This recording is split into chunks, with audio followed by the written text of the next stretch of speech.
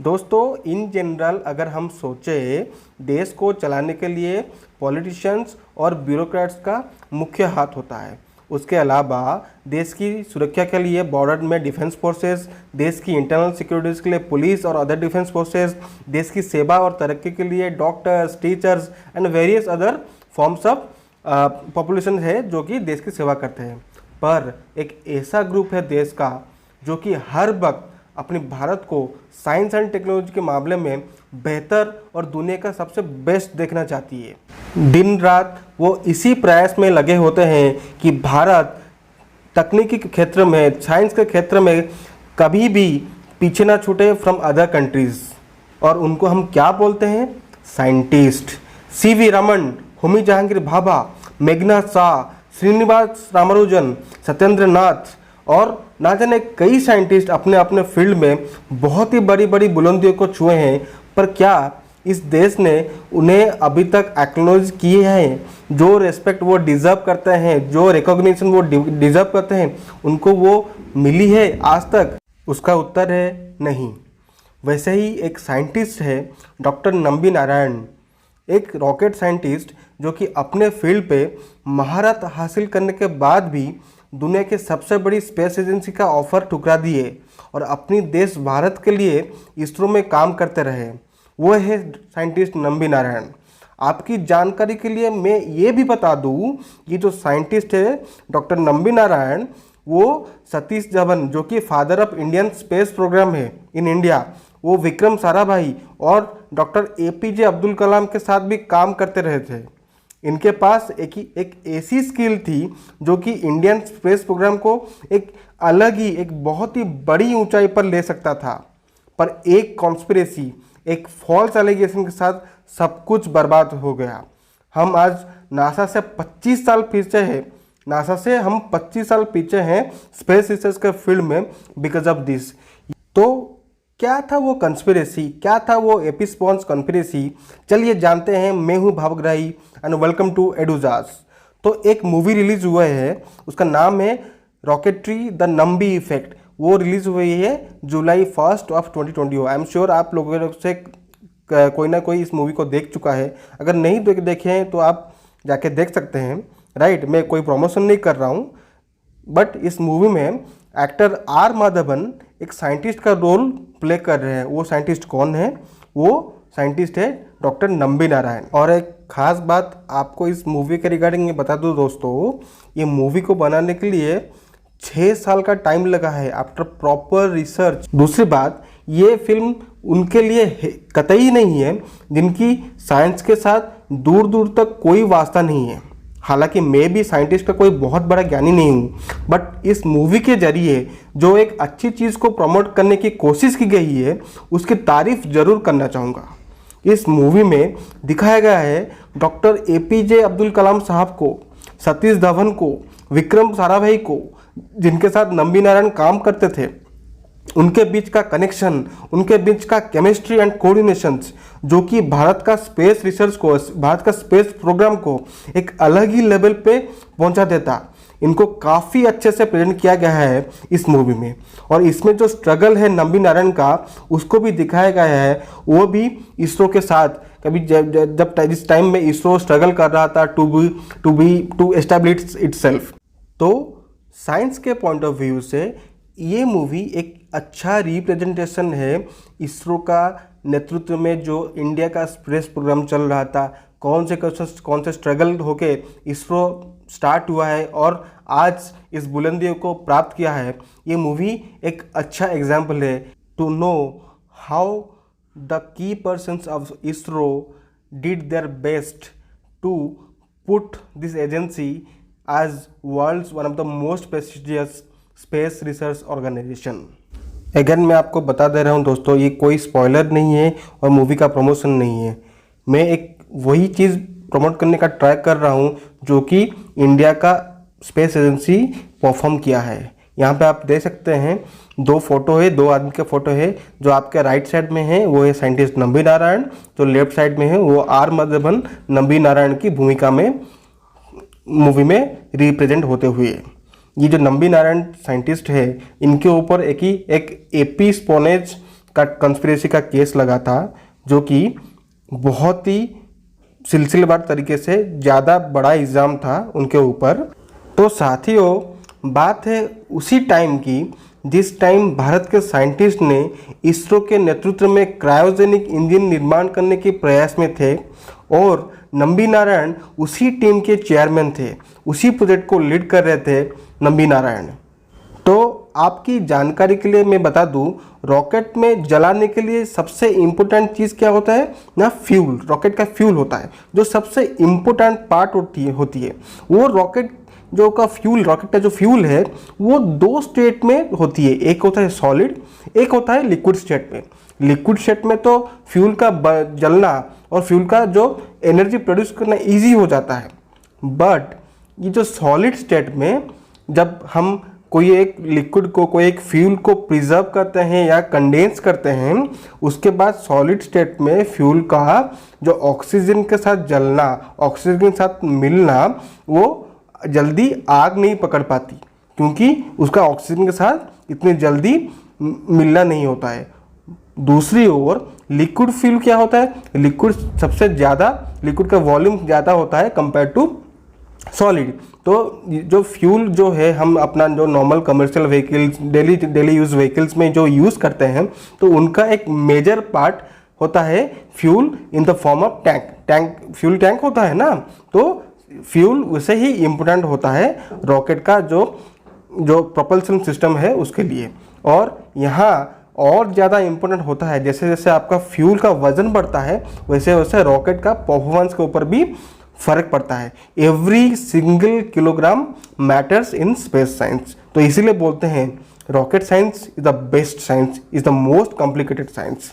तो इसके लिए एक बीच वाला मेथड यूज किया जाता है जिसको बोलते हैं क्रायोजेनिक टेक्नोलॉजी।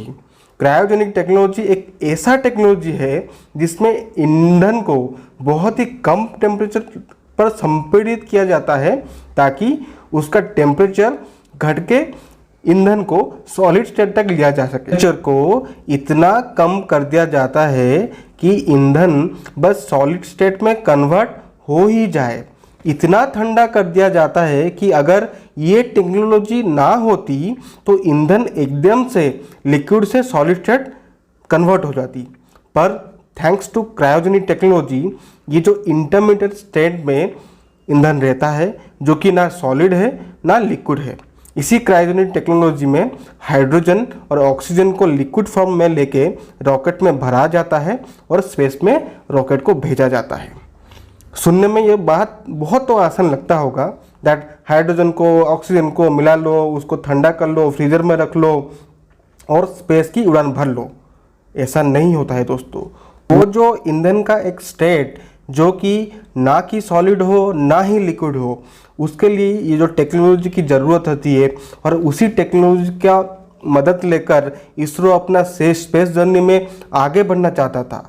तो इसके लिए भारत ने तत्कालीन प्रधानमंत्री के नेतृत्व में USSR जो आज की रसिया है उसके साथ बातचीत किया और उनके बदौलत रसिया भी राजी हो गया to share cryogenic technology with अस।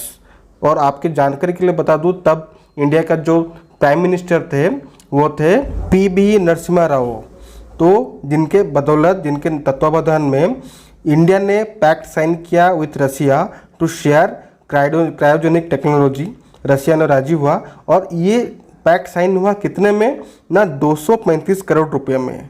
1992 के अंदर ये पैक्ट साइन किया गया और इस प्रोजेक्ट को लीड कर रहे थे साइंटिस्ट नंबी नारायण। इस प्रोजेक्ट के चेयरमैन थे साइंटिस्ट नंबी नारायण।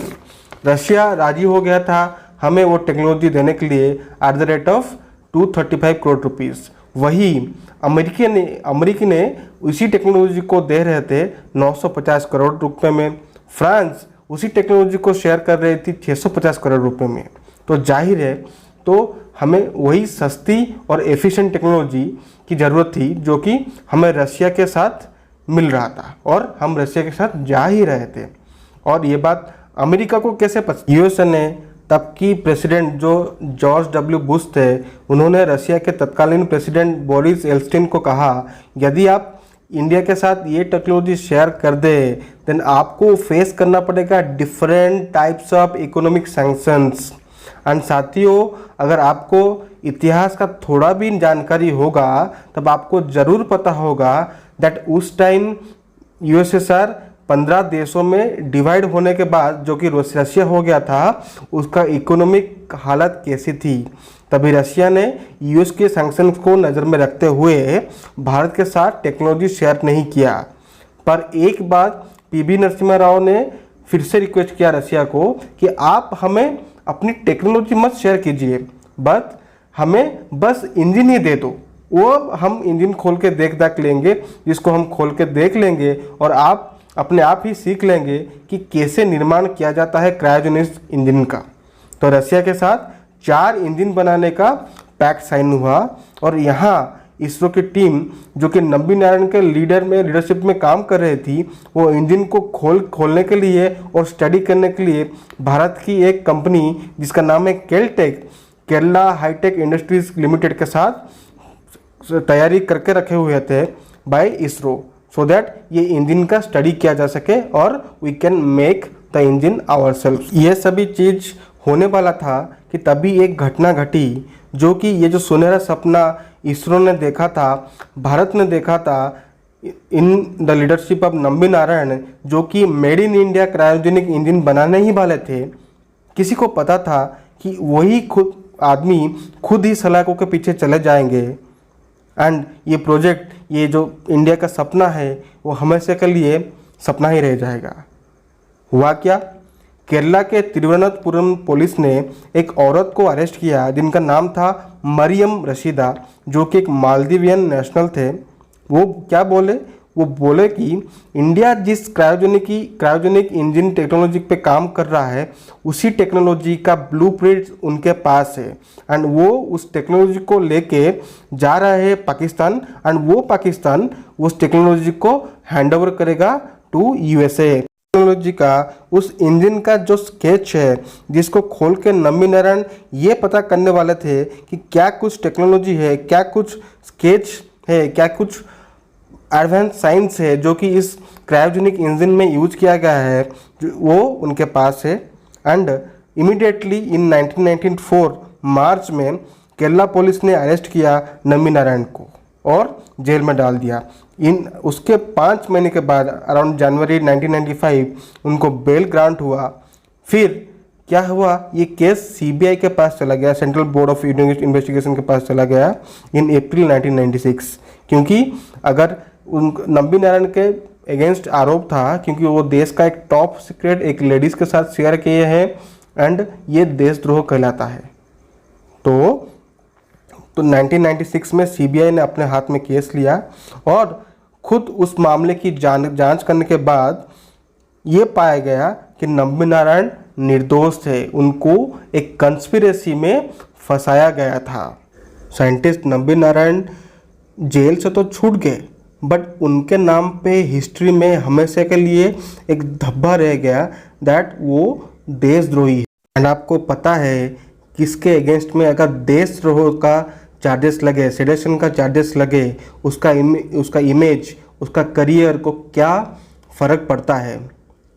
तो इसके लिए 2001 मार्च में ह्यूमन राइट कमीशन ने एक इंटरिम कंपनसेशन डिक्लेयर किया worth 10 lakh rupees to Nambi Narayan. पर नंबी नारायण अपील किए दैट ये जो कंपनसेशन है उनको 1 करोड़ दिया जाए। 1 करोड़ अमाउंट के लिए नहीं, पर ये जो केस था, ये फॉल्स एलिगेशन उनके अगेंस्ट में जो था उसको हाईलाइट करने के लिए वो 1 करोड़ का कंपनसेशन मांगने लगे। फिर ये मामला सुप्रीम कोर्ट के गई और सुप्रीम कोर्ट ने तमाम सरकारी एजेंसी से, जैसे कि केरला गवर्नमेंट से, उनको कंपनसेशन 1 लाख की कंपनसेशन डिक्लेयर करने के लिए बोला। और नंबी नारायण का जो अपील है सुप्रीम कोर्ट में दैट जो पुलिस ऑफिसर्स बिना कुछ सोचे समझे उनको इस मुकाम पर ले आए, इस कंडीशन पर ले आए, उनके नाम पे चार्जेस, उनके नाम पे कंप्लेंट, उनके नाम का इंक्वायरी हो। और सितंबर 18 ने उसके अगेंस्ट में सुप्रीम कोर्ट ने 50 लाख फिर से कंपनसेशन दिया टू मिस्टर नारायण एंड एक कमिटी फॉर्म की to investigate the cases for this 3 policemen।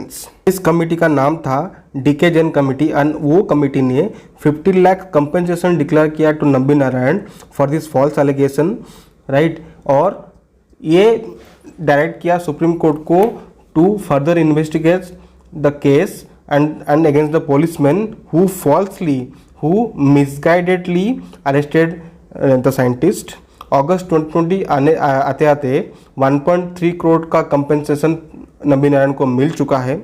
ये स्ट्रगल देखते हुए, ये जो स्ट्रगल जो 20-25 साल का जो स्ट्रगल है, ये देखते हुए नंबी नारायण को भारत सरकार की तरफ से पद्म भूषण जो कि 3rd हाईएस्ट सिविलियन अवार्ड है, उनको सम्मानित किया गया है। तो आपसे बहुत लोग जानने चाहेंगे कि जो क्रायोजेनिक टेक्नोलॉजी का एक्सपेरिमेंट था उसका क्या हुआ। तो 1993 में रशिया ने बैकआउट किया फ्रॉम दिस पैक्ट। 1994 में इंडिया ने फॉर्मलाइज किया क्रायोजेनिक प्रोग्राम को। 2000 आते आते फर्स्ट इंजन टेस्ट हुआ दोस्तों। ये रॉकेट में यूज़ नहीं हुआ, ओनली टेस्ट हुआ जो कि फेल हो गया। 2003 आते आते पहली सक्सेसफुल टेस्ट हुआ क्रायोजेनिक इंजन का, इंडिजिनस क्रायोजेनिक इंजन का। एंड 2007 आते आते पहली बार रॉकेट में लगाया गया ये इंजन। एंड 2010 में फर्स्ट फ्लाइट लिया गया। 2014 में एक सक्सेसफुल क्रायोजेनिक इंजन का टेस्ट हुआ। तो 1993 से 2014 ऑलमोस्ट 20 साल 20 ईयर्स दोस्तों 20 साल पीछे चला गया ISRO by this false allegations. तो क्रायोजेनिक इंजन में कौन सबसे पहले है, तो यूएस ने 1963 में ही क्रायोजेनिक इंजन बना लिया था। इंडिया का रैंक यहाँ 200। 2014 में इंडिया इस क्लब को ज्वाइन किया। After Japan, France, China, Russia, India ने ज्वाइन किया। भारत का पूरा क्रायोजेनिक प्रोग्राम को डीरेल कर दिया गया। जिस आदमी के पास सारा जिम्मा था, पूरी टेक्नोलॉजी थी, उसको पुलिस के द्वारा अरेस्ट करा दिया गया, सलाखों के पीछे डाल दिया गया और इसरो का स्पेस प्रोग्राम को 20 साल पीछे भेज दिया गया। दोस्तों ये एक इंटरनेशनल कॉन्स्पिरेसी था बाहर के देशों के द्वारा to demean India, to send India on the back foot. I hope आपको ये इन्फॉर्मेशन अच्छा लगा होगा। अगर आप अभी तक ये मूवी नहीं देखे then I advise you to definitely watch. अगर वीडियो अच्छा लगा देन लाइक, अगर चैनल पर नए हैं देन डेफिनेटली सब्सक्राइब, और इस वीडियो को जितना हो सके अपने दोस्तों के साथ शेयर करें ताकि वो भी इसी तरह का अपडेट, इसी तरह का इन्फॉर्मेशन जान पाए and that can make them a good citizen of India, a proud citizen of India. Thank you and take care.